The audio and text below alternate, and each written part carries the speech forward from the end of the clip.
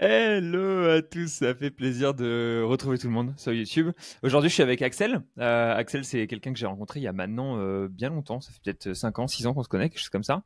Alors, ce qui est étonnant, c'est que déjà à l'époque où je t'ai rencontré, tu étais jeune, tu es toujours relativement jeune. Et tu as fait quelque chose qui est assez intéressant. Tu as monté une boîte qui fait du ninja linking. Donc, grosso modo, tu fais des liens sur des forums. C'est surtout vis-à-vis de ça qu'on a échangé. Tu as entrepris pas mal dans le SEO sur pas mal de choses. Je sais que tu as fait un peu de e-com, etc. Et on est là pour parler de ça aujourd'hui. Est-ce que tu es chaud, Axel, pour parler de tout ça? Très partant, très partant. Merci pour l'invitation. Bah écoute, ça va être cool, ça va être sympa. Pour commencer, à la rigueur, on va sortir des chiffres intéressants, histoire de voir un peu qu'on parle de chiffres, qu'on ait des jolis chiffres de miniatures à afficher, des trucs à mettre dans le titre. Est-ce que tu peux nous donner peut-être le CA que tu fais avec le service de Ninja, ou combien de liens potentiellement tu crées régulièrement tous les mois, toutes les semaines, etc. Ça fera des jolis chiffres à afficher à mon avis parce que tu dois bombarder. Alors le CA est vraiment très très instable. Mhm. Ça arrive que je fasse des mois autour de 5 000 et mon plus gros Mhm. mois c'était à 26 000. Ok, ok, sympa. Bon, bah écoute, ça fait déjà des jolis chiffres à afficher, 26 000 euros de lien. Ça commence à être intéressant. Je sais. Euh, Comment est-ce que ça se fait que tu as commencé avec le Ninja Linking? Genre, à quel moment tu t'es dit, bah tiens, je vais lancer un service de Ninja Linking, quoi? En fait, je le faisais pour moi, je documentais un peu sur Twitter, comme je fais aujourd'hui, quand je vois un truc intéressant, paf, un tweet, ou quand j'ai une info qui me manque, paf, un tweet. C'est moins réactif à l'heure actuelle qu'avant sur Twitter, mais ça reste sympa quand même. Mhm. Et en partageant des recherches, bah, il y a commencé à avoir des potes un peu comme toi qui nous disent ah, est-ce que tu peux donner un petit coup de main sur ce site-là? Du coup, au départ, je le faisais, ben, au départ, je le faisais seulement pour moi et j'adorais la R&D. Parce Mhm. que pendant peut-être 2 ans, j'étais à fond, ah ouais, j'engrange des connaissances SEO super, super, super. Et puis après, j'étais à fond, ah ouais, R&D, je comprends des trucs, j'essaie de Mhm. contourner des systèmes, machin, machin, et c'était super, super stimulant. Euh, Puis après, ça s'est un peu imposé tout seul. J'ai pas cherché à le promouvoir, mais j'ai continué à le faire pour des potes. Mhm. Et je pense que ce qui a vraiment déclenché l'activité d'une manière plus forte, c'était Florentin qui a fait un tweet de lui-même en montrant une GSC en disant j'ai fait des liens par Axel. Et le Mhm. truc a dû faire 50 ou 100 retweets. Je me suis fait inonder les DM. J'ai même pas répondu à la moitié, il y en avait trop. Et c'est comme ça que ça a pris, quoi. Ok, le rêve de toute personne qui fait des services, c'est que t'es quelqu'un qui arrive et qui te dise putain, dinguerie, regardez la GSC, j'ai juste fait des liens avec Axel. Ça, c'est vraiment la recette miracle, quoi. Il t'a vraiment propulsé, il t'a vraiment mis bien pour le Ah, coup. moi, j'ai paniqué parce qu'à cette époque-là, j'étais salarié encore et c'était du genre 50 heures semaine. C'était Ouais. compliqué de faire plus. Et c'est pas 50 heures semaine en comptant le temps de trajet et la pause midi, quoi. C'était Ouais. 50 vraies heures, ça fait du taf. Ouais, c'est vrai que toi, il y a eu toute une phase où t'étais, enfin, je sais que t'as eu un arc où tu travaillais énormément. C'était l'arc de charbonner le plus possible, engranger le plus d'heures. Je me souviens que t'avais même pris un call avec moi quand j'étais chez Green Tomato et que toi, t'étais encore en France la nuit parce que c'était les heures où j'étais le plus dispo et toi, tu étais en mode non, vas-y, c'est bon, c'est des heures où je travaille pas, c'est ok, c'est plus pratique, etc., etc. Comment ça se fait que t'as eu toute cette phase, tout cet arc où tu travaillais énormément? C'était quoi le mindset derrière? Comment est-ce que c'est arrivé? Bah, cette période, c'était peut-être justement à cause de Florentin, c'est bien possible. À cause ou grâce, je sais pas.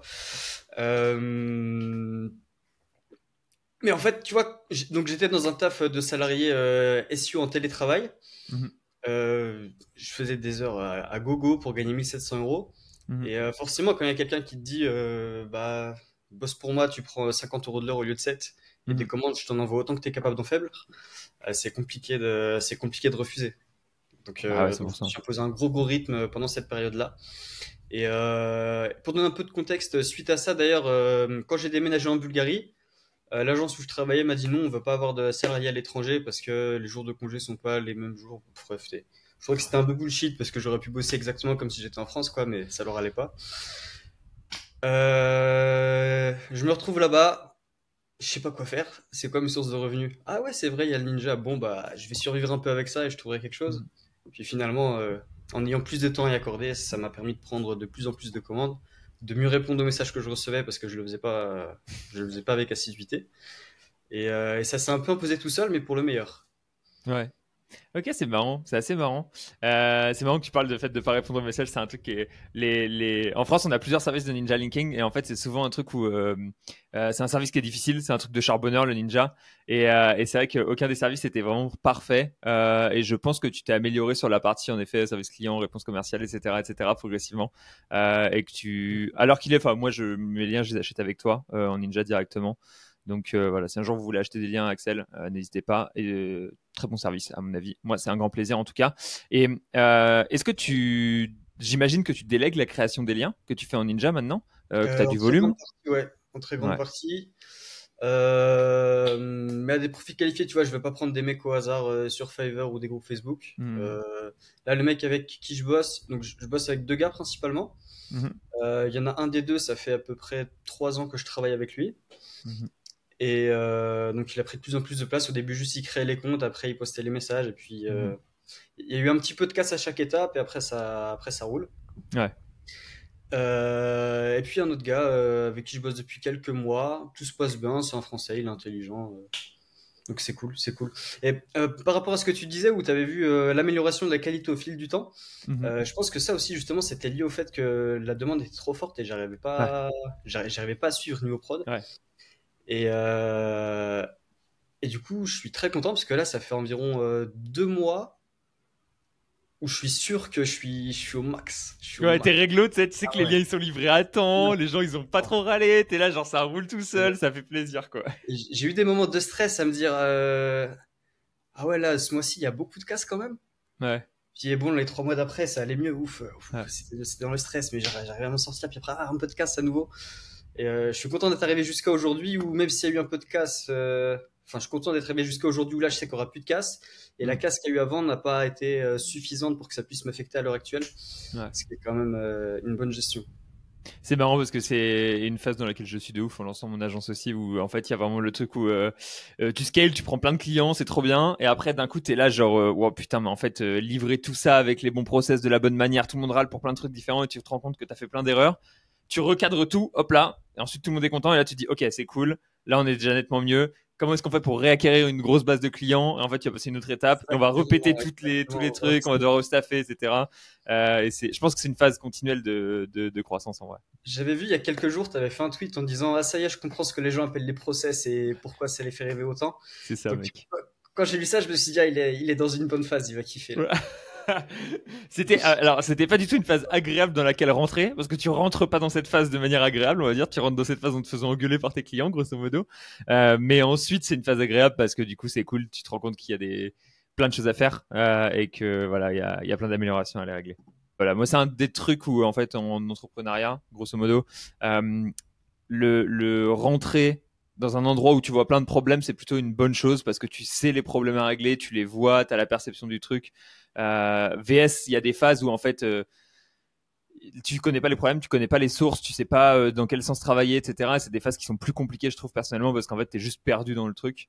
Et soit t'es perdu grosso modo et tu sais pas où appuyer, c'est un peu troublant. Soit tu sais dans quelle direction est-ce qu'il faut aller, et dans ce cas-là c'est plus rassurant, mais souvent c'est parce qu'il y a plein de merde en face de toi et c'est un peu démoralisant quoi. Est-ce que tu es d'accord avec moi sur ces trucs-là, ouais?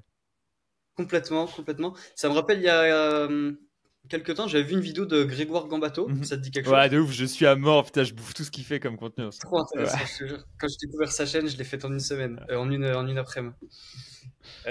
Et dans une vidéo, il disait qu'il y a deux types de founders qui arrivent bien à s'associer quand ils lancent une boîte.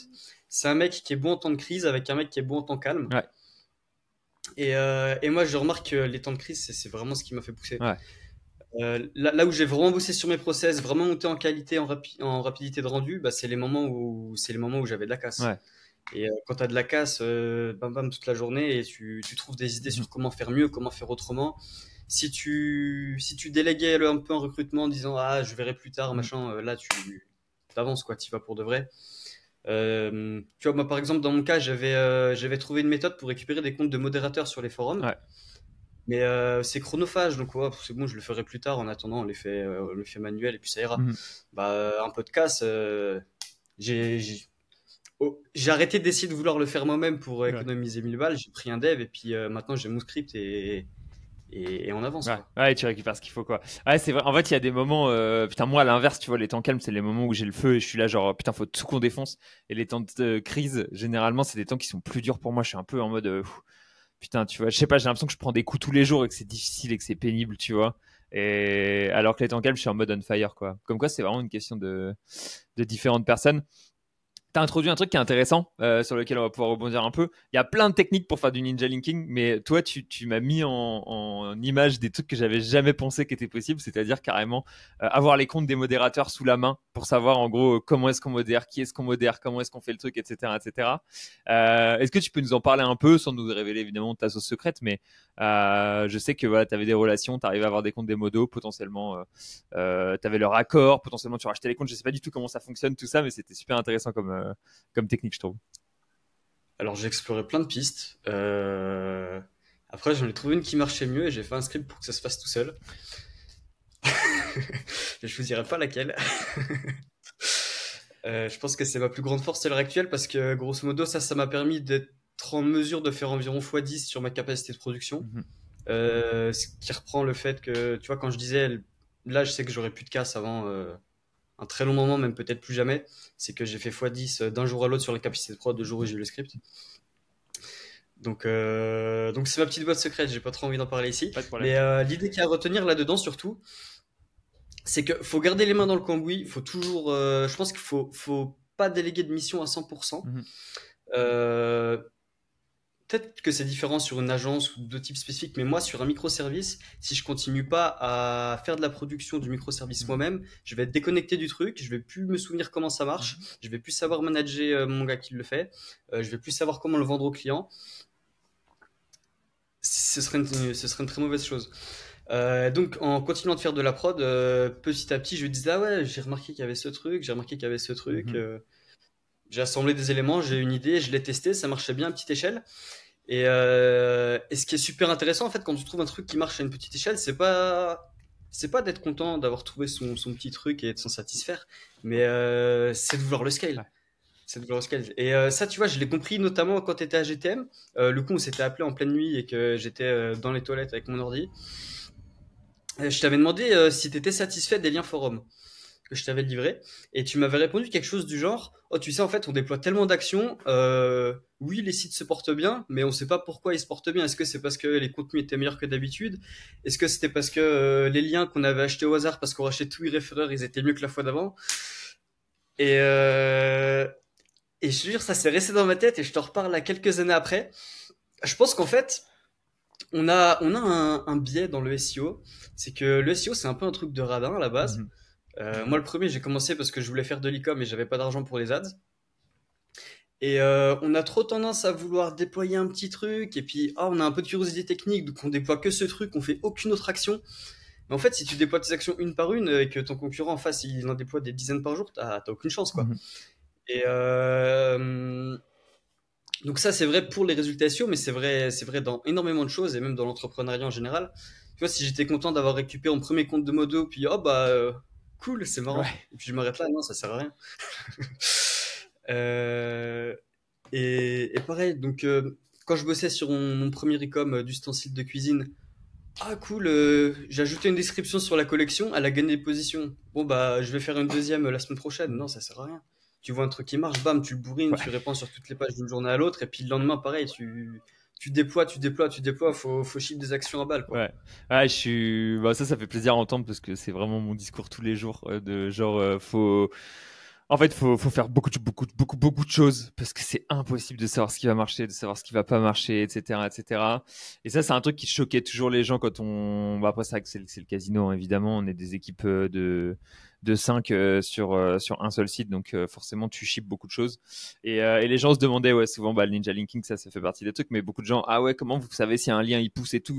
On disait toujours la même chose, mais on n'en sait rien.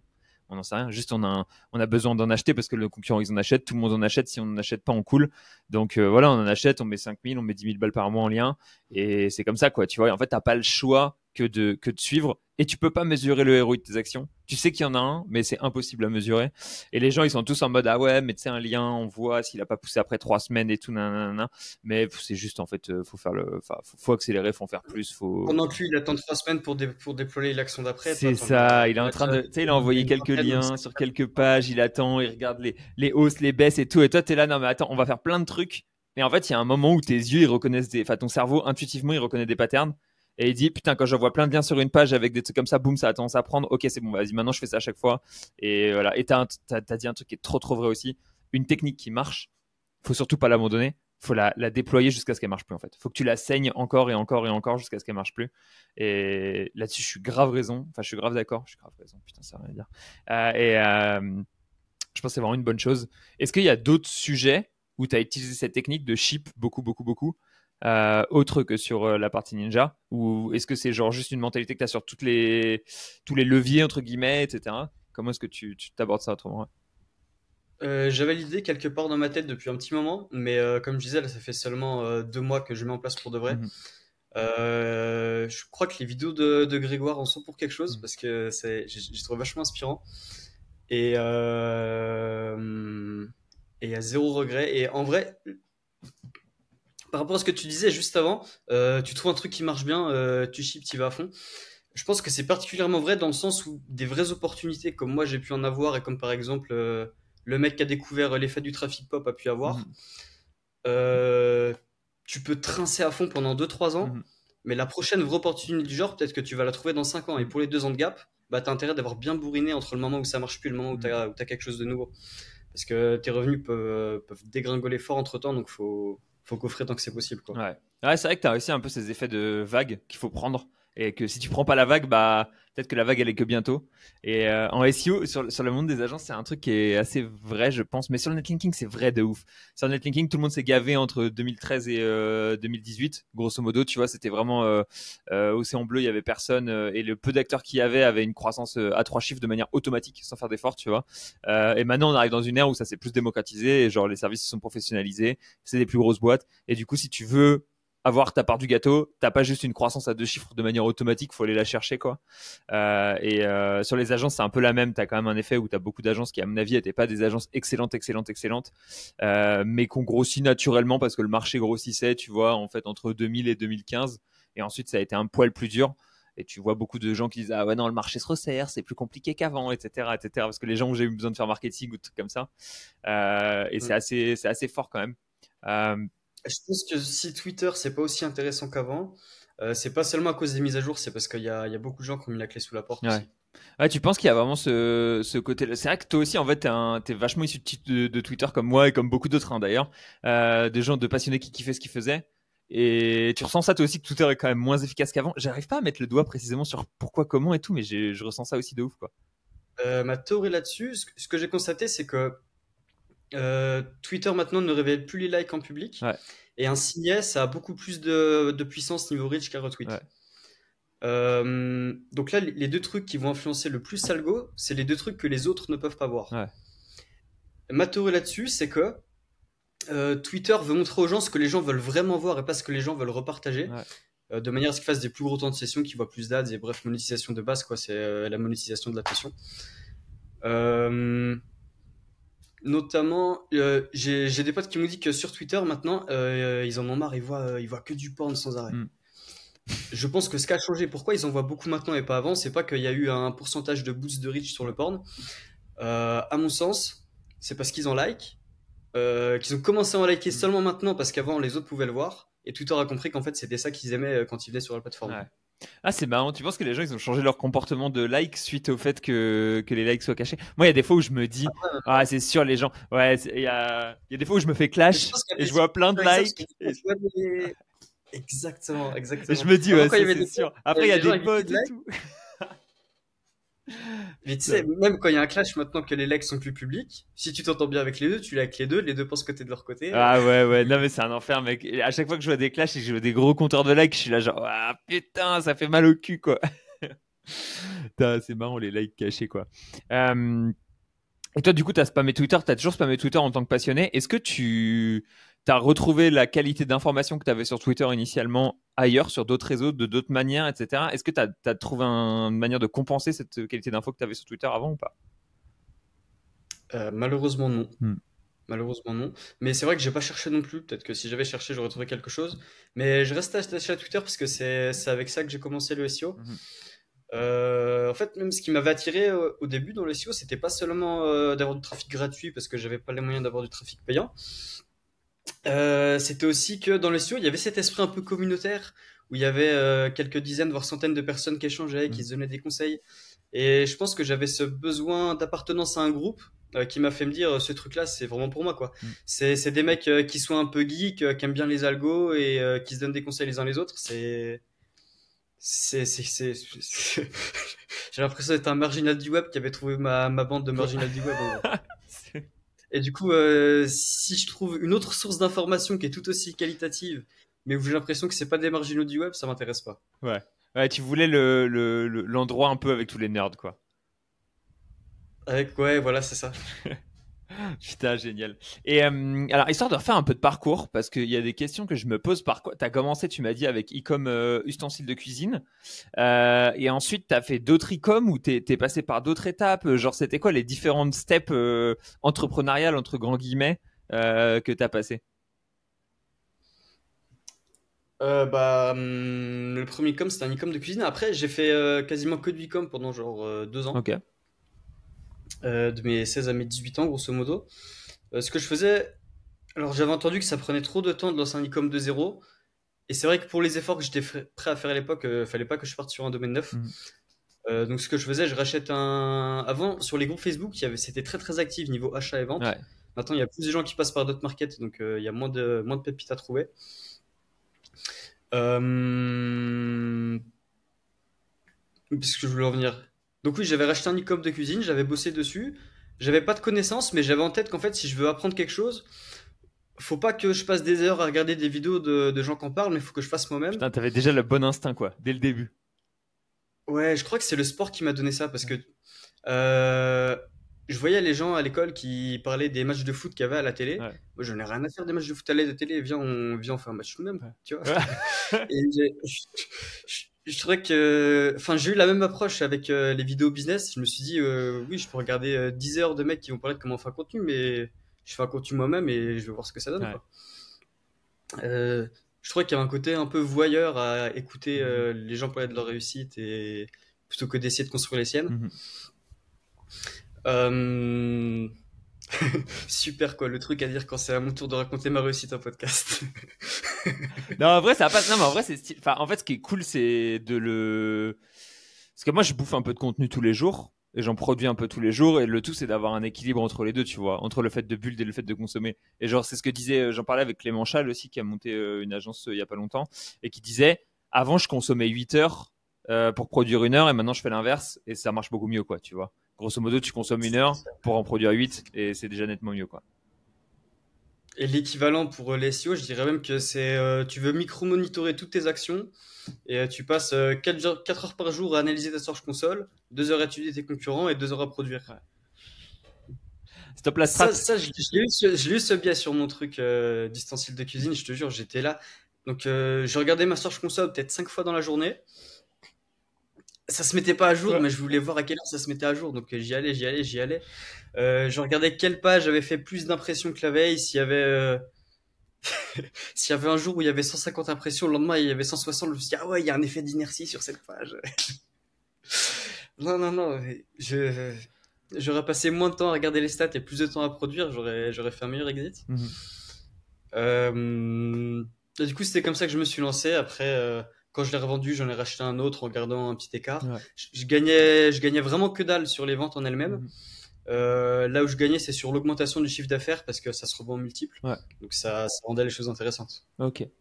Ok, ok, Tu vois, en ok. auto-entreprise, j'avais 22% de chiffre d'affaires qui partait directement à l'État.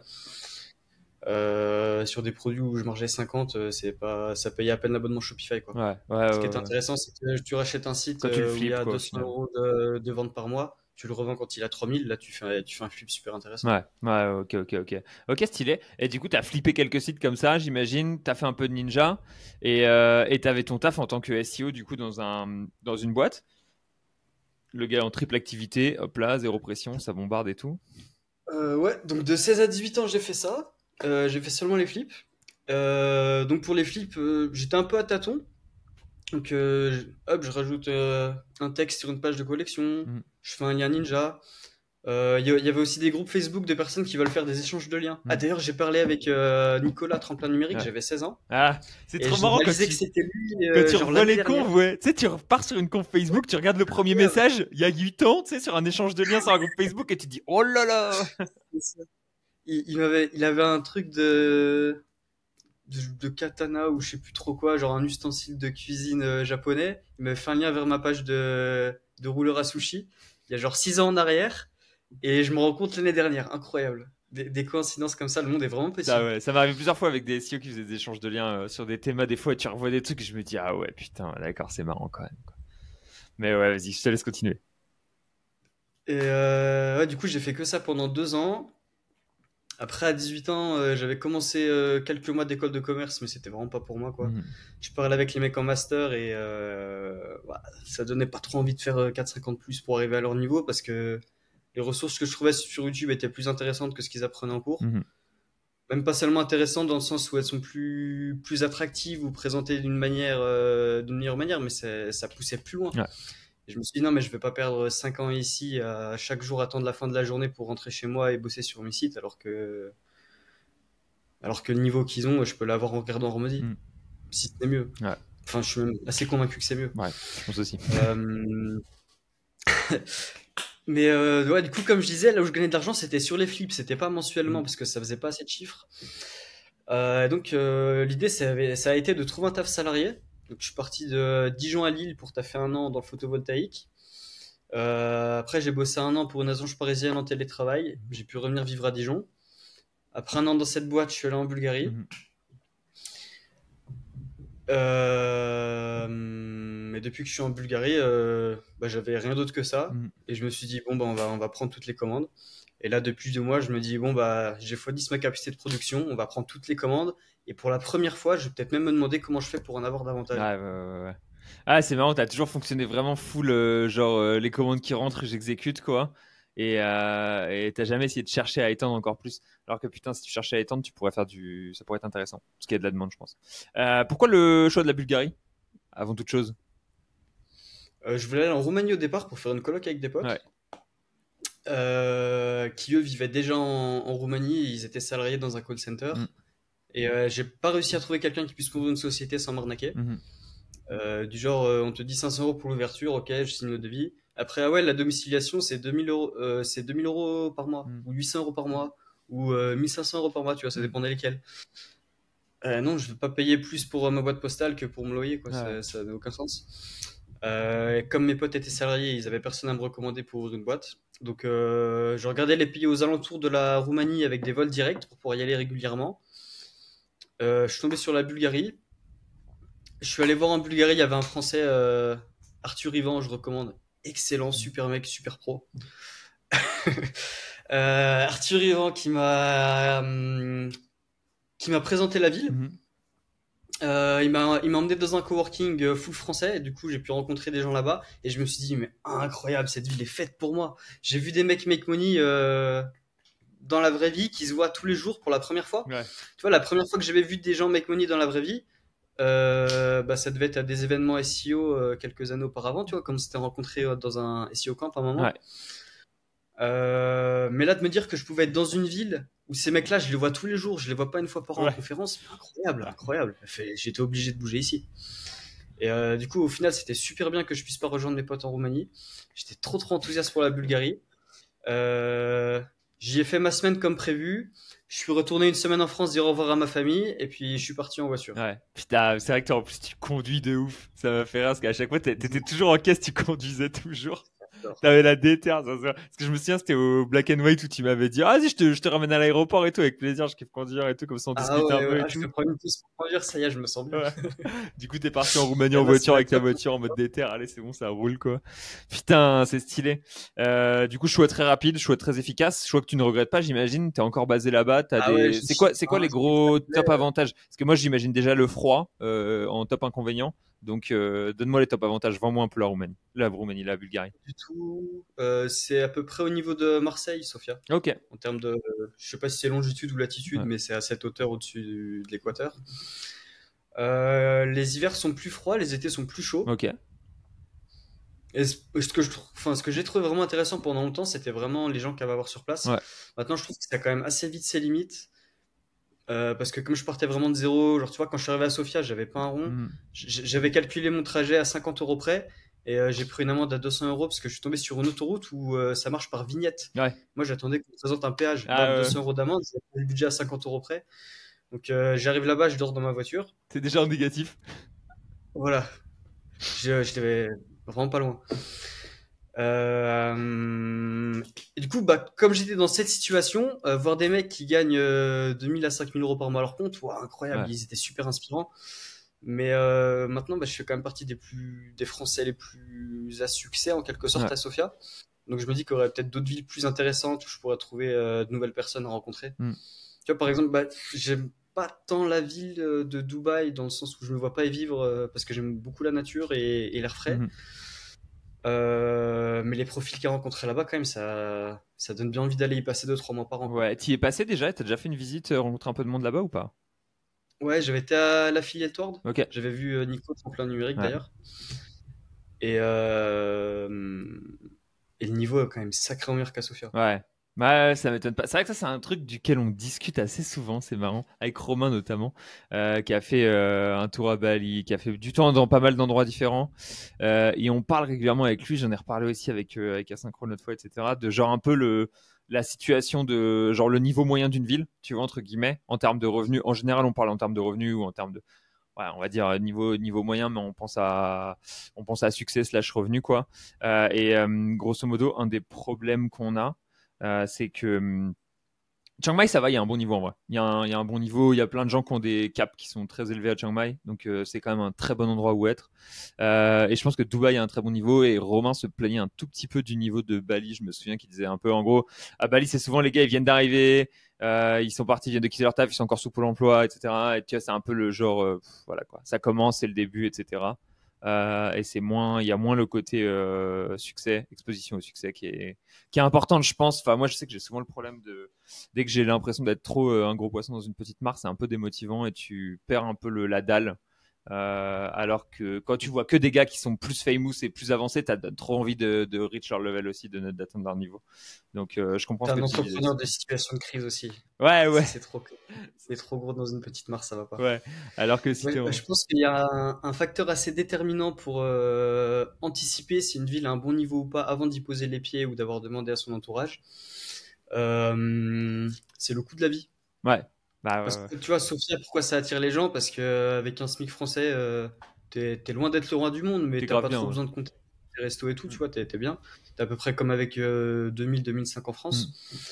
Euh, Dubaï, si t'as un SMIC français, bonne chance, quoi. Enfin, tu vis dans une coloc avec des mecs du Pakistan, t'es pas dans de bonnes conditions. Ouais.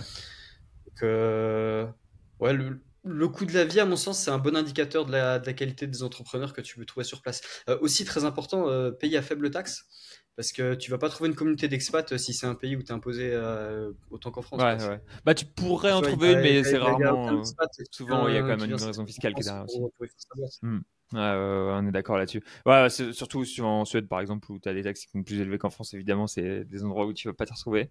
Euh, du coup, installé en Bulgarie depuis. T'as quel âge et ça fait combien de temps que tu es en Bulgarie? Tu dois avoir 23, non? 23, 24, un truc comme ça?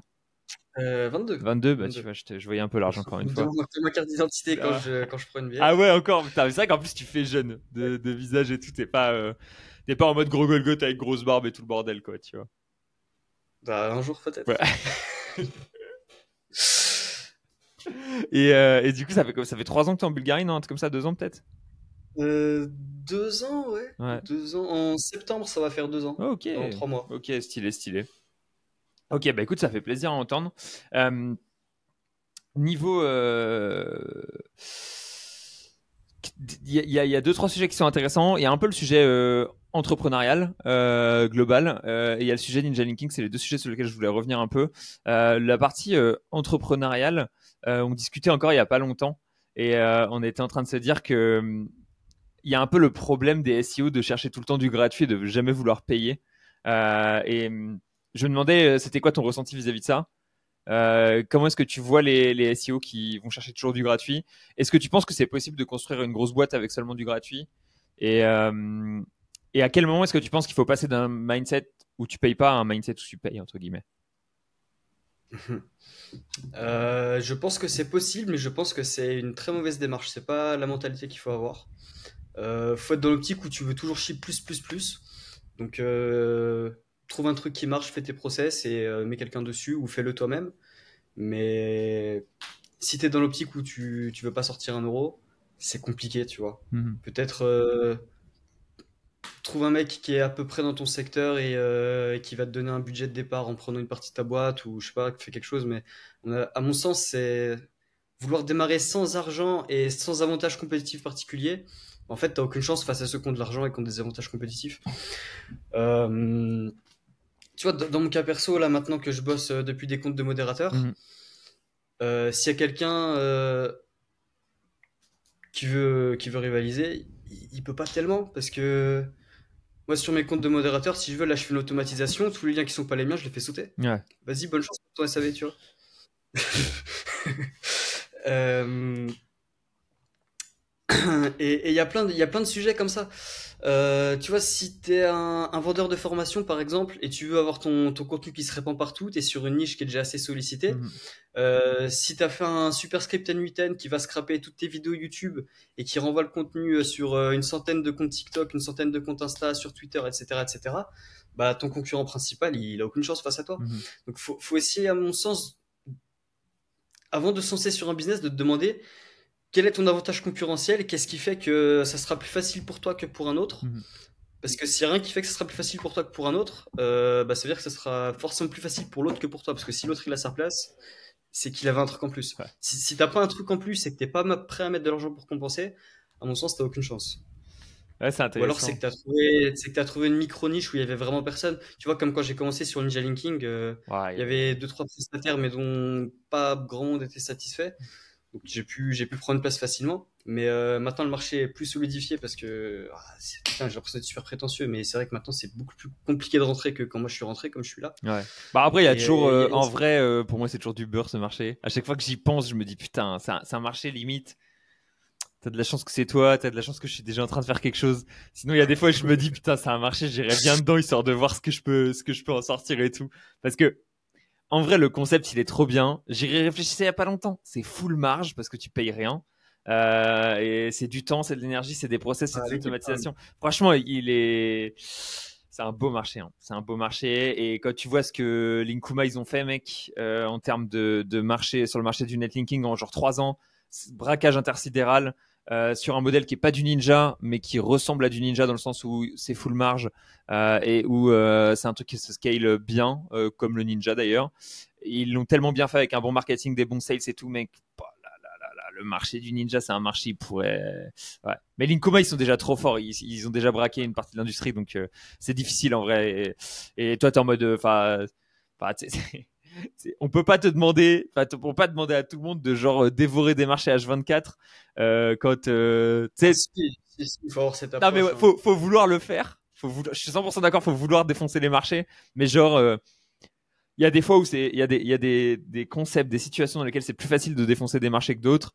Quand t'as plus d'XP, quand t'es backé, quand t'as du cash, quand t'as tout ça, tu vois, et que t'arrives sur un nouveau marché, ouais, c'est plus facile de le défoncer. Quand t'es dedans et que tu t'es dedans depuis quelques temps et que ça prend du temps, etc., c'est une autre histoire. Mais ouais, go défoncer le marché du ninja, en résumé. Pour moi, ouais. Mais c'est vraiment pas scalable comme pour Let Kuma, par exemple, parce que si t'as pas des centaines de comptes de modérateurs d'avance, Ouais, c'est beaucoup de tâches. ouais. Les captchas, des fois, c'est des questions simples, des fois, c'est des captchas image to texte, Hmm. des fois, c'est des trucs hyper techniques pour vérifier que t'es vraiment un passionné du truc. Tu peux pas. C'est quoi le pire captcha que t'as trouvé? J'ai pas trop de script qui peut faire ça, quoi. C'est quoi le pire captcha que t'as eu en captcha super technique pour faire voir que t'es un passionné, par exemple?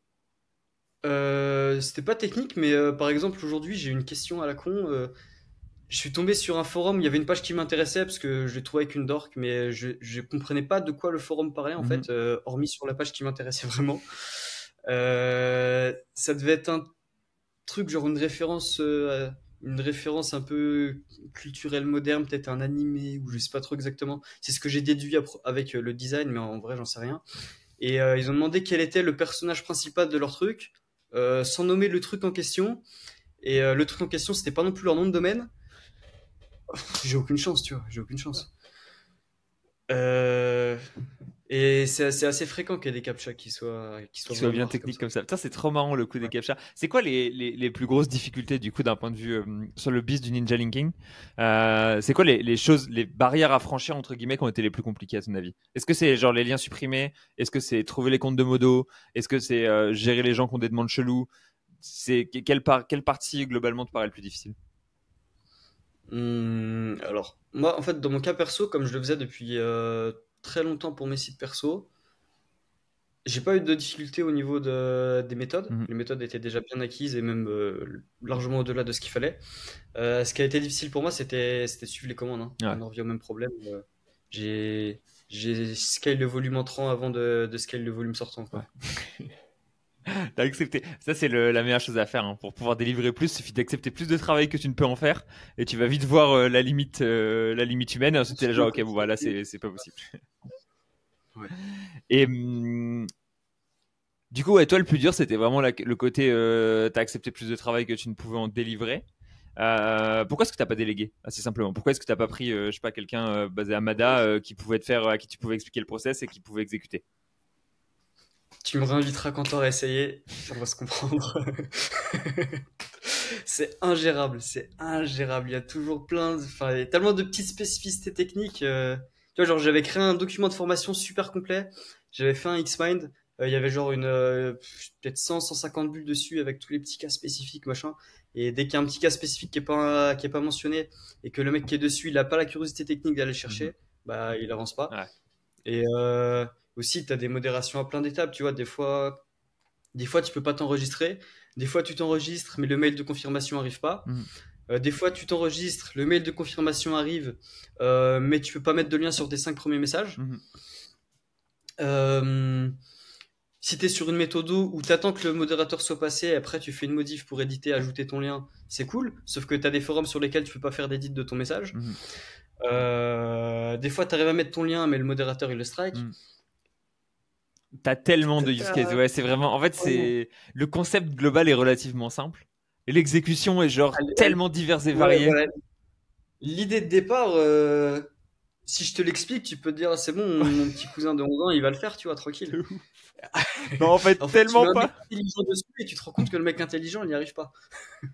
En fait, mec, moi, c'est vraiment un truc où je sais que si je devais faire du ninja, et j'en ai jamais fait pour le coup, ou peut-être il y a très très longtemps, tu vois, ou des trucs comme ça, mais je crois que j'ai toujours payé pour faire le ninja. Parce qu'à chaque fois, je me suis dit la même chose. Je me suis dit, putain, quand t'essayes, tu te rends compte que, vas-y, en fait, c'est un peu plus chiant que ce que t'avais pensé.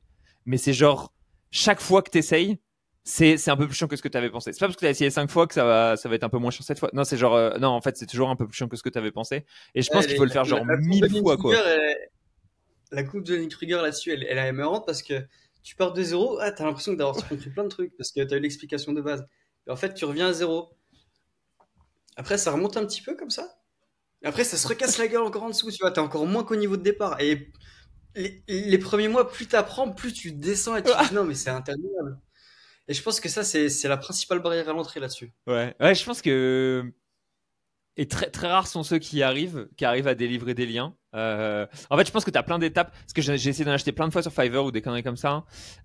Sur l'anglophone, il y a des trucs qui sont viables sur Fiverr. Mais sur toutes les autres langues, c'est un enfer, c'est mal fait, etc. J'ai essayé d'en acheter aussi sur des trucs genre 5euros.com et compagnie, mais c'était mal fait aussi. Et en fait, il y a tellement d'étapes à chaque fois. Et les quelques services qui étaient bien, bah, c'était bien fait, mais en fait, après, tu avais de la suppression. Du coup, fallait follow-up, etc. etc. Et ensuite, tu as commencé, notamment, ouais, moi, un truc que tu as commencé à faire que j'apprécie pas mal, c'était le fait de pouvoir t'envoyer des liens, t'en envoyer en plus en disant, oh, voilà, j'en ai mis en plus, je sais qu'il va y avoir de la suppression, on prévoit, on fait de la prévision. Et je pense que c'est une très très bonne idée, et que ça marche bien, et que ça permet de J'utilise compenser ça, toujours quoi. avec à peu près 20% d'avance, comme ça, c'est plus facile niveau SAV, tu vois. Ouais. Si je livre avec 20% d'avance et qu'on a 10% qui se font sauter après la livraison, bon, bah, t'en as encore 10% de Et plus. Voilà, rien que le fait de y a pas dire, besoin. voilà, je t'ai livré 20% d'avance parce qu'il y a sûrement qui vont sauter, les gens, ça leur fait plaisir de ouf. Alors que, au final, si enfin, tu sais, ça fait un renforcement positif trop bien. Alors que si t'es en mode, le gars il fait un follow-up 6 mois plus tard et qu'il voit qu'il y en a qu'on sauté, etc., et que du coup il revient vers toi, il redemande, hop là. En fait, au final, le travail, t'es obligé de le faire à un moment ou à un autre, de le fournir, de refaire des liens. Et du coup, si tu les fais d'avance, enfin, je pense que le gars upfront, il a une très bonne satisfaction VS si tu les fais plus tard, quoi. Ouais, c'est vrai que niveau commercial, c'est intéressant, mais c'est même pas mon intérêt principal. Ouais, Moi, ce que je vois plutôt, c'est que ça me prend moins de temps de livrer avec 20% d'entrée de jeu, plutôt que de devoir refaire 20% de plus 6 mois après, ouais, dans un moment où peut-être ça serait une situation de crise que je vais pas anticiper, tu vois. ouais. Je préfère mettre 20% de plus partout et être sûr que j'aurai pas ce problème de SAV. Et en plus, il y a ce bénéfice-là du client plus satisfait, ouais. Ouais, ouais, j'imagine. Putain, c'est quand même stylé en vrai. C'est vraiment stylé. Je pense à ça. Est-ce que tu as déjà pensé à faire une formation, à vendre une formation de Ninja Linking, maintenant que tu as l'expertise, que tu l'as développée, etc. En fait, pendant longtemps, je m'étais dit surtout pas parce que ça a quand même beaucoup de valeur. Et puis en fait, c'est très compliqué de faire une formation complète, tu vois, parce que comme je disais, quand Ouais. j'avais fait mon X-Spine avec 150 bulles dessus, c'était pas suffisant. Il y avait l'Orny Club qui m'avait contacté pour me demander, mais j'aurais demandé combien de chiffre d'affaires ça faisait à peu près, c'était pas intéressant, Mhm. quoi. Mais maintenant, je me dis potentiellement pour le branding, être le mec qui a fait la formation L'Orny Club, Mhm. ça pourrait être intéressant. J'ai vu que celui qui est censé la faire, ça fait un an que ça traîne. Potentiellement, un jour, je revois un message à l'Orny Club et je la chie pour 2 semaines, quoi. Mhm. Ouais, franchement, ça se tient, je comprends. C'est vrai que j'avais discuté aussi avec Learning Club pour faire une format chez eux. J'avais un peu le truc de, c'est marrant, on a fait exactement la même chose que j'ai demandé aussi les CA des 3-4 top formateurs, histoire de voir grosso modo où était le plafond de verre. Il faut le faire pour le branding, quoi, pas pour le chiffre C'est d'affaires. ça, je savais. Bah, en fait, enfin, un CA qui est pas horrible, mais je savais que les top formateurs, ils la mettaient en avant souvent leur formation. Donc en gros, tu vois, c'est eux la force de promotion aussi. L'Orny Club est bien parce qu'ils ont une force de promotion aussi. Mais il y avait un côté où je savais que j'avais besoin de faire de la promotion si je voulais atteindre ces chiffres-là. Et du coup, ça veut dire que tu dois promouvoir un À ce service, compte-là, t'as etc. pas tellement besoin d'eux, du coup, ouais. Ouais, et du coup, en fait, tu te dis bon bah voilà, au pire, je la lance en solo et du coup, ça va, etc. Mais ouais, voilà. Du coup, j'avais skip pour l'instant. Et il y a aussi un côté où euh, si tu veux faire des gros chiffres en format, faut faire une format qui rapporte de l'argent, grosso modo, hein. C'est ta promesse en tant que formateur, ça doit être tu vas gagner de l'argent. Parce que c'est les formats qui vendent le plus et au plus grand nombre, grosso modo. Et moi, je voulais pas vraiment faire une format tu vas gagner de l'argent parce que c'est pas le genre de sujet sur lequel je suis très fan. Et du coup, c'était souvent enfin, souvent tu fais beaucoup de promesses et c'est un peu compliqué, les promesses sont un peu floues, etc. Bref, du coup, je m'étais pas lancé là-dedans, même si j'avais le truc d'un côté. Je pense que c'est intéressant. Je me pose un peu la question d'un point de vue branding, justement, à quel point est-ce que ça peut être intéressant, à quel point est-ce que c'est un argument d'autorité ou pas, en fait, tu vois, d'avoir cette formation. Et c'est vrai qu'en y réfléchissant, c'est peut-être un peu un argument d'autorité qui est solide quand même. Je pense, ouais. Je pense. Tu vois, si sur ta page, tu mets que tu es formateur Lonely Club, le média de formation de référence Mhm. chez les SEO. Après, tu mets, tu sais, tu vois les citations sur WordPress, Ouais. où ça met tout texte un peu en italique, comme ça. Tu Et te tu oses mets, au site. l'expert n'est pas celui qui s'autoproclame, mais celui qui est reconnu comme tel par ses pairs. Tu vois? Masterclass. Ouais. J'avais pensé. Ensuite, tu achètes un article Le Point et tu dis vu dans Le Point, formation mise en avant par Le Point Média, c'est bon. Complètement, complètement. Ah Là- bah, si tu le fais pour la noto plus que pour le chiffre d'affaires, faut faire la noto jusqu'au Ouais, bout. ouais, bah C'est une 100%. optique de chiffre à 100%, quoi. Ouais, ouais. En ce moment, je suis en train de faire des trucs comme ça, genre des espèces de systèmes d'ingénierie sociale pour essayer d'avoir un aura positif au niveau de l'agence. Et c'est super marrant à faire. Quand t'as l'habitude de faire du SEO, de penser ranking, acquisition de trafic et tout, c'est un peu différent parce qu'en fait, là, c'est vraiment du marketing où il va y avoir de la perception. Tu sais qu'il va y avoir et des fois, ça va pas acquérir du trafic direct, ça va pas convertir direct, mais à long terme, c'est intéressant. Et tu fais des actions un peu genre. Bah, tu vois, ça fait penser à OFO où tu fais des pubs télé ou des conneries comme ça et que tu te dis bah on espère que ça va retomber, ça va être difficile à traquer mais on verra bien. Et ouais, quand tu fais ces actions là c'est assez marrant. Je pense que faire une format ça ressemble un petit peu à ça.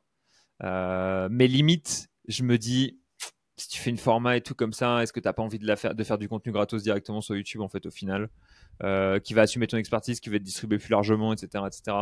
Je me dis que ça se Après, tient. le contenu public YouTube, ça peut être l'entonnoir qui Ouais, renvoie vers la format. ouais, ouais, ça peut être un Après, moyen de depuis, tu monétiser. prends les emails, tu les retarget. Quand tu fais un lancement, tu as déjà une Ouais. audience. Et je pense que ça pourrait être super intéressant si tu fais une format. Donc tu disais que tu avais du mal avec les formats trop tournés make money. Mais tu vois, si tu fais une format acquisition de clients, comment se faire connaître. Ouais. Tu m'entends encore, l'image Ouais, de ouais, flou? ouais, non, Ouais. si, je t'entends encore.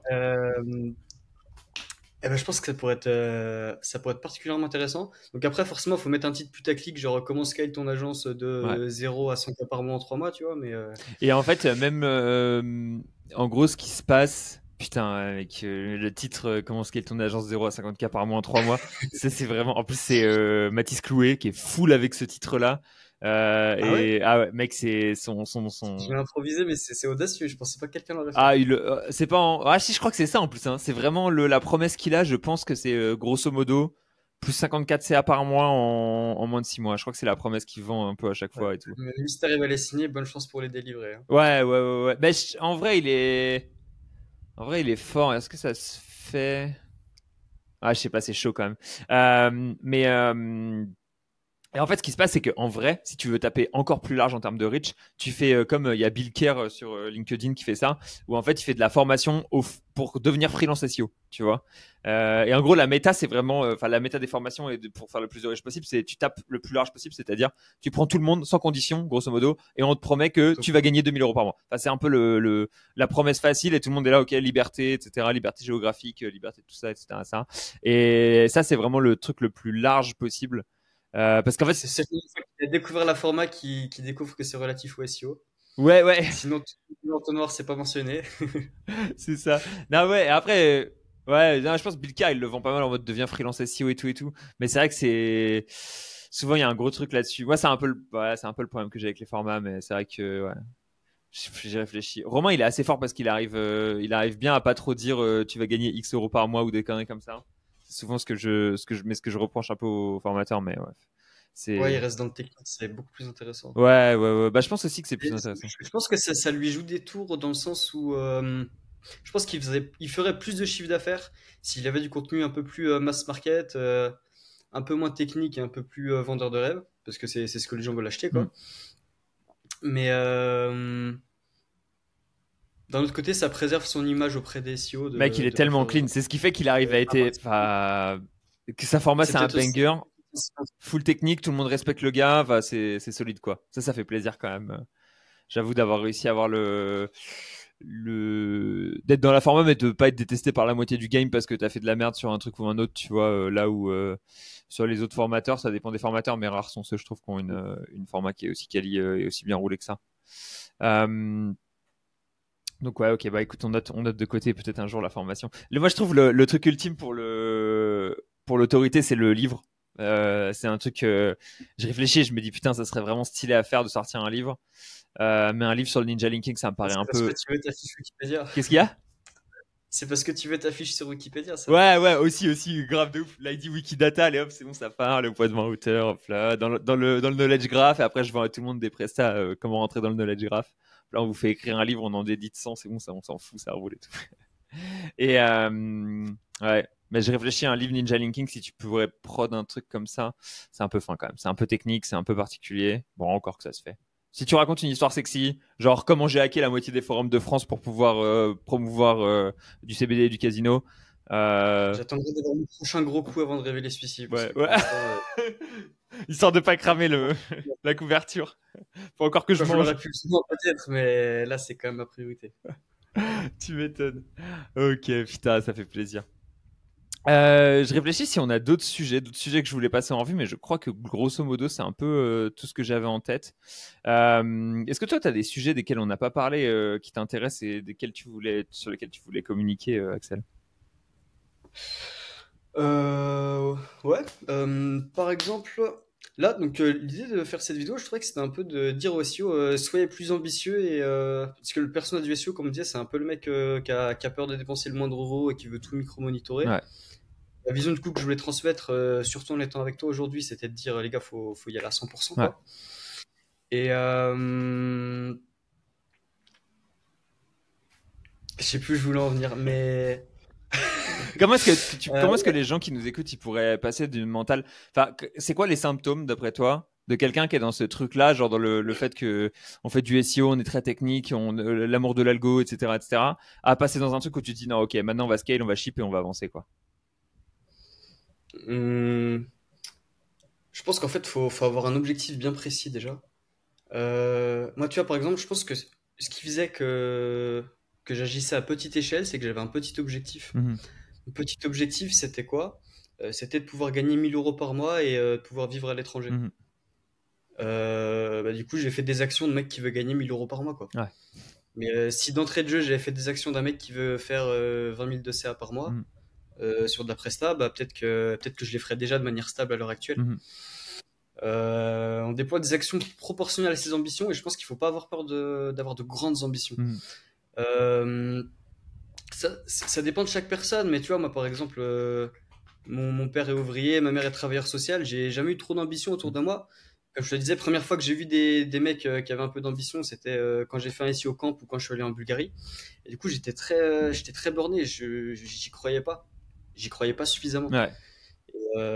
Et la première étape pour voir les choses en grand, y croire pour de vrai, être prêt à faire les efforts qu'il faut faire pour atteindre ses objectifs, bah, c'est déjà de se dire que c'est possible. Ouais. Ouais, Et, c'est. tu vois, peut-être qu'il y a des gens qui se diront non, mais si c'était si facile, tout le monde le ferait, machin. Mais en fait, c'est parce qu'il y a personne qui se donne les moyens de le faire. Je pense que c'est vraiment ça le truc, parce qu'il y a personne qui y croit suffisamment. Et moi, je suis absolument convaincu que n'importe qui se dit je bosse 20 heures semaine de manière sérieuse, genre pas 16 heures de Search Console et 4 heures de production. Ou tu vois, Ouais. quelqu'un qui veut vraiment bosser de manière sérieuse, qui ship, qui ship, qui ship, qui ship, il n'y a pas un monde où t'arrives pas à en vivre après 6 mois. C'est pas possible. Ouais, ouais. En fait, le truc, mec. Alors, je suis 100% d'accord avec toi. Et j'ai vraiment. Enfin, ouais. J'ai vécu le même shift de mentalité plusieurs fois dans les 18 derniers mois, grosso modo. Donc, je suis vraiment en phase avec toi là-dessus. Et je l'ai vécu vraiment fortement récemment. Je l'ai vécu parce que j'ai commencé à entreprendre et j'ai commencé à gagner de l'argent tout seul. Il y a 1 an et demi, grosso modo. Chose que j'avais jamais fait avant. Et en fait, direct, j'ai gagné.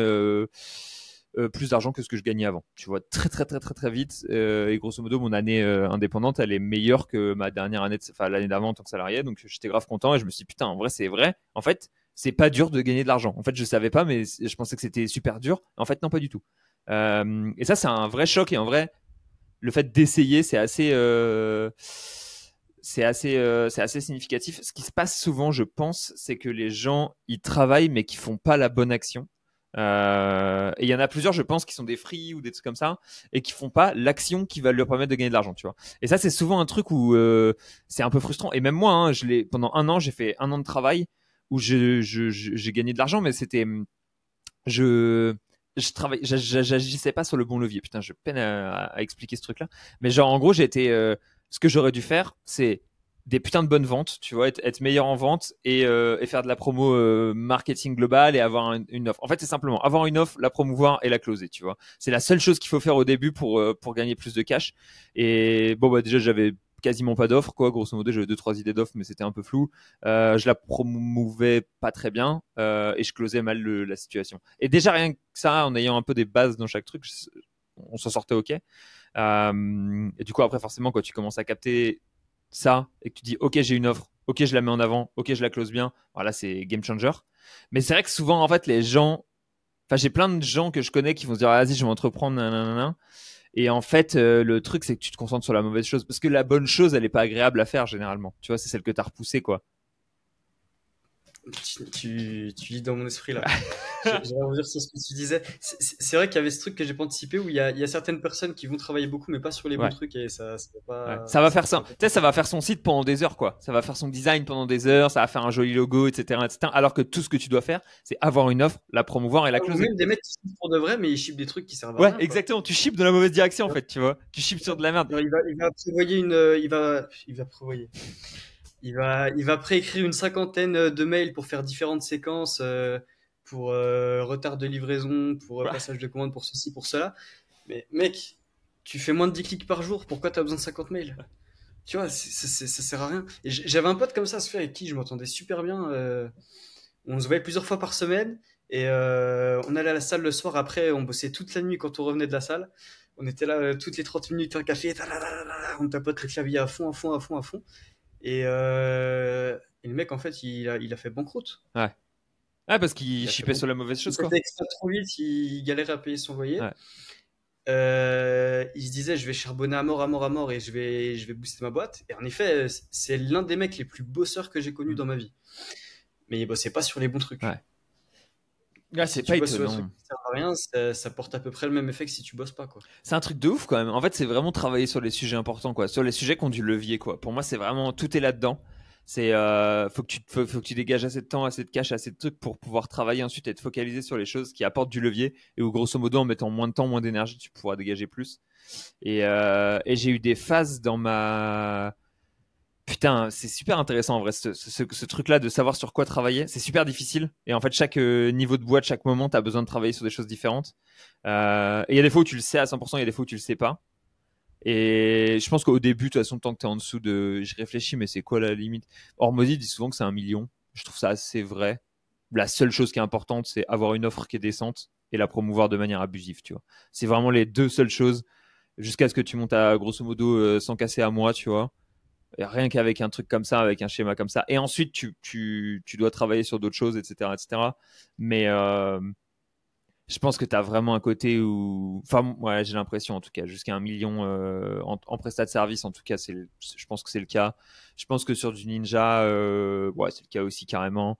Je pense que Ah ouais, tu sur... penses? Oh, ouais, ouais, ouais, ouais, ouais, ouais, je pense. Ouais, je suis beaucoup plus petit, mais ça fait plaisir. Ouais, non, en vrai, t'as de la. En fait, mec, il y a une marge de malade. Hein. Il y a une marge de malade. Parce qu'en fait, ce qui se passe, c'est parce que le marché du ninja, il fait partie du marché du lien. Et je pense que si t'avais dit, genre, c'est quoi le marché des liens pas chers sur des petits sites sans trafic, jamais ce serait dit, c'est la taille de Linkuma alors qu'il est. Linkuma, en gros, ils ont pris le marché du lien et ils ont dit, tout ce que vous Ouais. connaissez sur le lien, ça Ouais, ils n'existe sont plus. chauds. Et en fait, ils ont Parce que tu vois, bouffé. il y avait Accessing qui faisait à peu près pareil, mais ils se marketaient pas Non, beaucoup. Une Kumari, ils prennent bien tout. sûr. Et en fait, ce qui est fou, c'est que il serait possible de faire la même chose avec le ninja, tu vois. D'aller manger sur le truc global du netlinking et de dire, bon, bah voilà, en fait, ce que vous allez faire, c'est du ninja au lieu de faire du linkuma, ou au lieu de faire du lien, le link Vista, ou au lieu de faire du lien irréférent, ou au lieu de faire du access, etc. Et c'est juste une partie qui remplit le facteur autorité du SEO, etc. Et du coup, enfin, tu peux monter haut, quoi. Après, ouais, si tu peux faire C'est sans une faire approche moins. intéressante à tester, ouais. Ouais, mais faut. Enfin, gros, Linkuma, c'est masterclass de marketing, tu vois, et masterclass de vente, masterclass d'offres. Ils sont trop forts sur à peu près toutes les diagonales.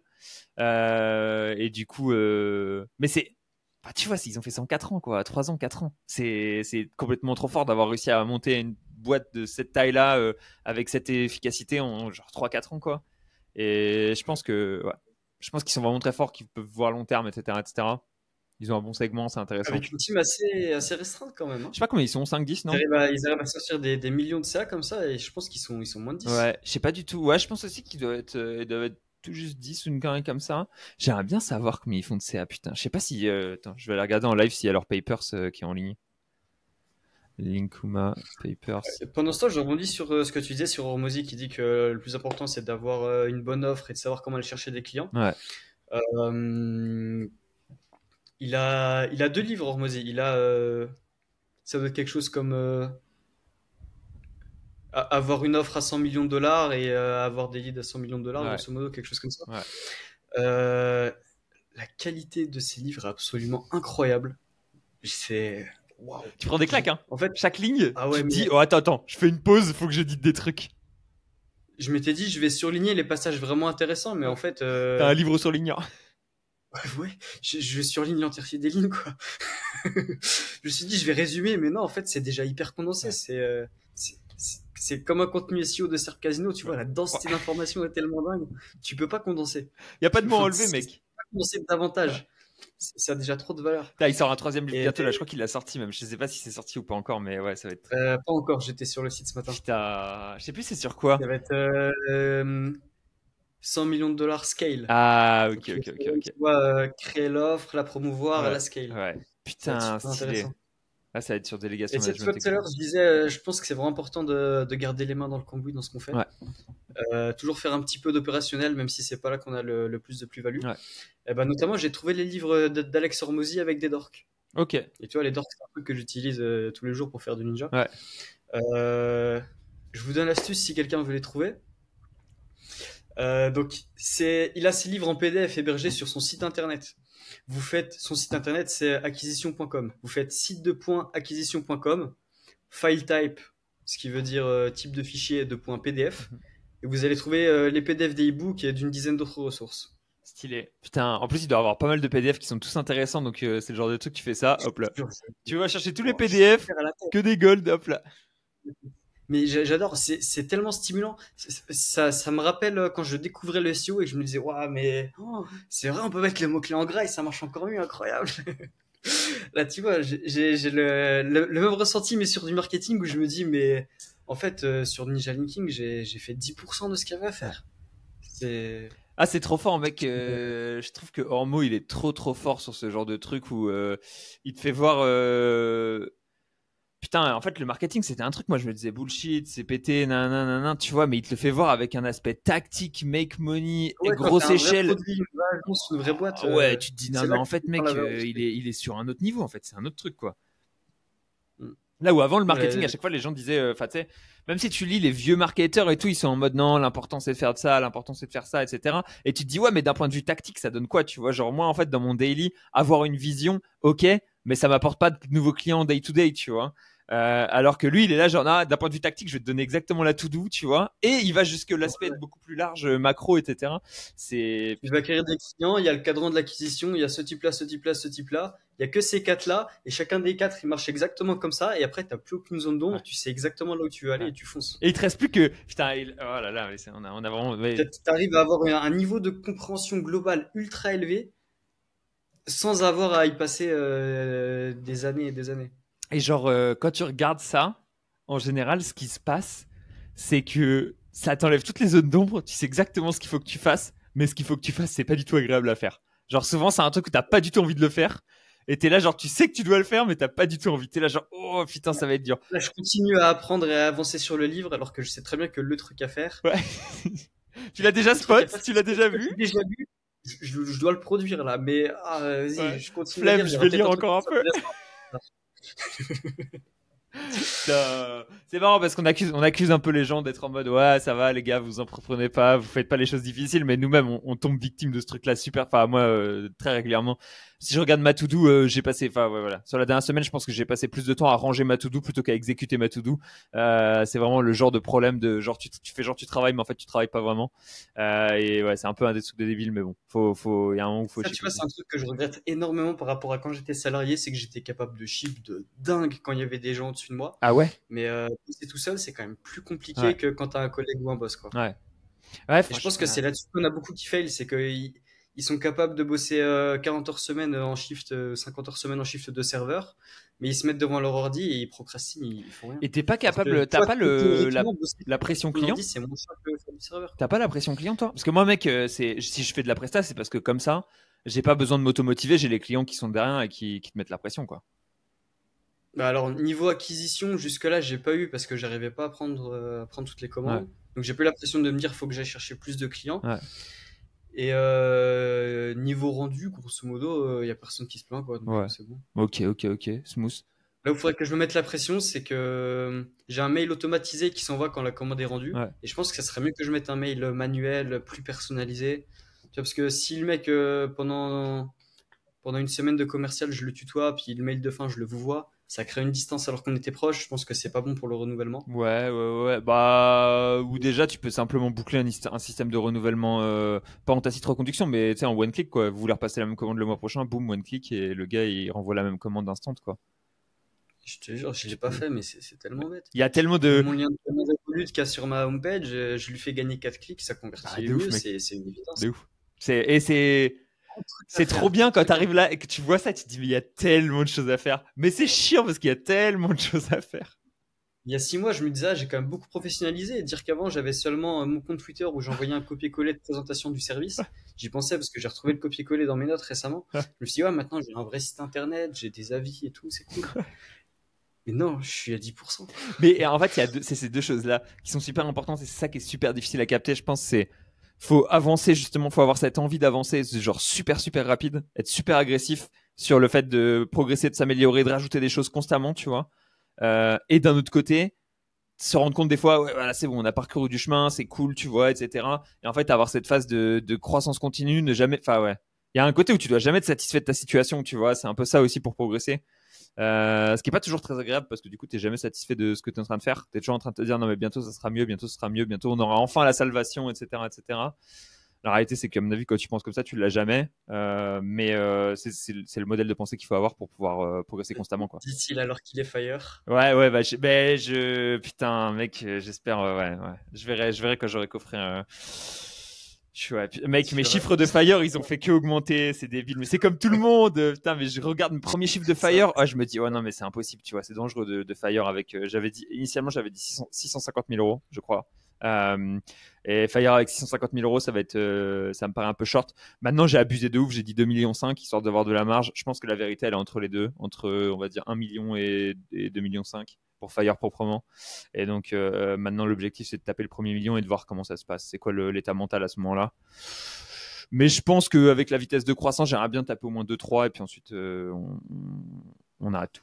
Enfin, on arrête tout. Façon de parler, quoi. Ouais, j'ai le même bien, mais je pense que tout le monde là, tu vois, moi je me disais, ouais, si j'ai genre 5-6 000 par mois, ça veut dire que je peux avoir plusieurs enfants et que je peux passer tout mon temps libre avec eux Ouais. et que ma femme peut passer tout leur temps libre avec eux et on est une super famille, on est trop heureux.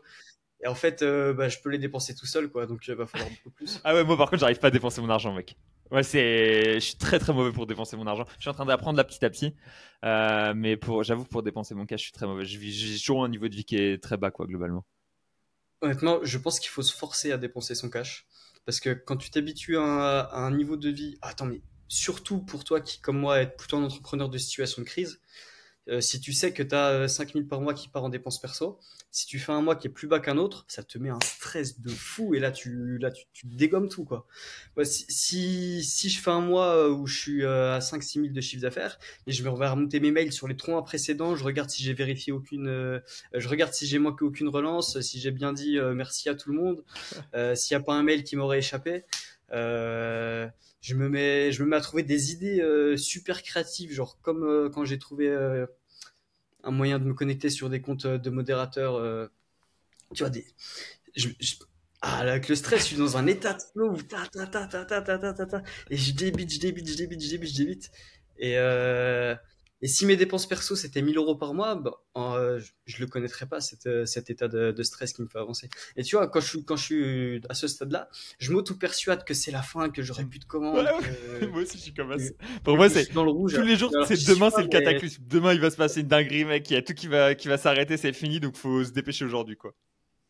et si tes dépenses perso elles sont plus élevées, tu vas y croire encore plus. Ouais. Bah, si je peux te donner un conseil, non, j'ai fait une autre étape aussi qui est pas mal hein, pour commencer à avoir la pression sur les revenus, c'est prendre des employés. Prendre des employés full-time, tu vois. Là, tu dois sortir le salaire tous les mois.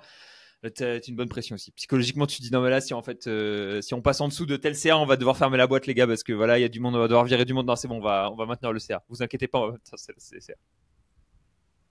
Ah, tu triches un peu, là, tiens, c'est des salariés freelance, non? Ouais, bah ouais, évidemment, hein, c'est possible comme la boîte elle est pas en France, mais ouais, c'est l'avantage. Bah et puis en plus, tu payes moins de charges sociales et compagnie, donc ouais, j'avoue que c'est quand même, Ouais, ça les arrange c'est aussi, mais je veux tellement dire, du coup, ça a confortable. un peu moins de pression sur la peur de pas payer les salaires. Ouais, bah t'as quand même le problème de pas payer les salaires, tu vois, parce que c'est quand même des gars que j'ai en full time et à qui je fais confiance, etc. Ça.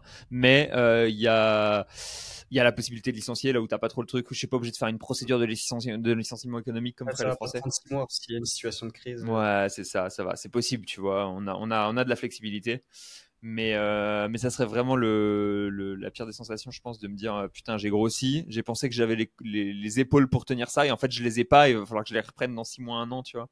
Ah, Ça puis serait surtout chaud. les mecs qui comptent sur toi pour payer leur loyer, c'est super embarrassant. Bah ouais, de ouf, quoi. Enfin, c'est gênant de ouf, quoi. Donc, Mais du ouais. coup, pression super saine et puis ça fait avancer. Que des bonnes pressions bien horribles, quoi. Ah, je te jure, là, je suis en mode, comment on appelle ça, cortisol maxing, tu Ouais. vois. Je me fais stresser à mort, comme ça, j'avance à mort. Ah, pas mal, putain. Bon, bah écoute. J'espère que le stress va diminuer et qu'un jour tu seras heureux, Axel. Je pense que c'est pas aujourd'hui qu'on le sera, mais bon, écoute, c'est pas. On est globalement heureux, j'imagine, mais on vit dans le stress et l'inquiétude de l'entrepreneuriat. C'est le jeu auquel on a Je décidé crois de que c'est jouer. ça qui me plaît, je te jure. Ouais, Et quand je suis dans des phases où je bosse pas beaucoup, bah, je trouve que ça perd un peu de sens. ouais, Enfin, Oh, c'est super triste en vrai, ça veut peut-être dire que ma vie pro a plus de sens que ma vie perso. Mais, euh, mais là, depuis 2 mois, je m'éclate quoi avec le livre d'Ormozy et toutes les idées que j'ai envie de développer. Ouais. Alors que les mois précédents où j'étais plus ouais à la cool, tac, c'est l'été, je vois des filles, je bosse pas beaucoup. Non, je sais pas. Je trouve Ouais. pas ça épanouissant. Je trouve pas ça épanouissant. Ok, ok, ok, ok. Ouais, je capte bien le truc. Je vois ce que tu veux dire. Putain, ouais, c'est horrible, quoi. Soit on est stimulé sur une mission stressée, genre la mission divine, soit on est là en mode, ouais, c'est chaud et tout, les gars. On était là au départ pour Je profite, il y a pour plus de sens à la cibrer le vie. capitalisme et travailler assez pour plus avoir besoin de travailler ensuite, puis en fait on va y passer le reste de notre vie quoi. On est devenus les bons petits soldats qui vont créer de la valeur actionnariale. Putain, sauf que c'est nous les actionnaires, c'est l'avantage maintenant. Ça c'est bien, ça c'est bien. Bon, parfait. Bon, bah écoute, Axel, ça faisait grave plaisir de discuter de tout ça aujourd'hui avec toi. Écoute, ça fait déjà une bonne heure qu'on parle. Il va falloir que je retourne servir mes clients, justement. Et que tu retournes aussi servir les tiens, j'imagine. Et Bien sur ce, sûr. voilà, n'hésitez pas à contacter Axel. Je mettrai ton Twitter ou ton site directement en description. Et puis, sur ce, je vais te souhaiter une bonne journée. Je te laisse le mot de la fin si tu as un dernier mot à dire à notre audience.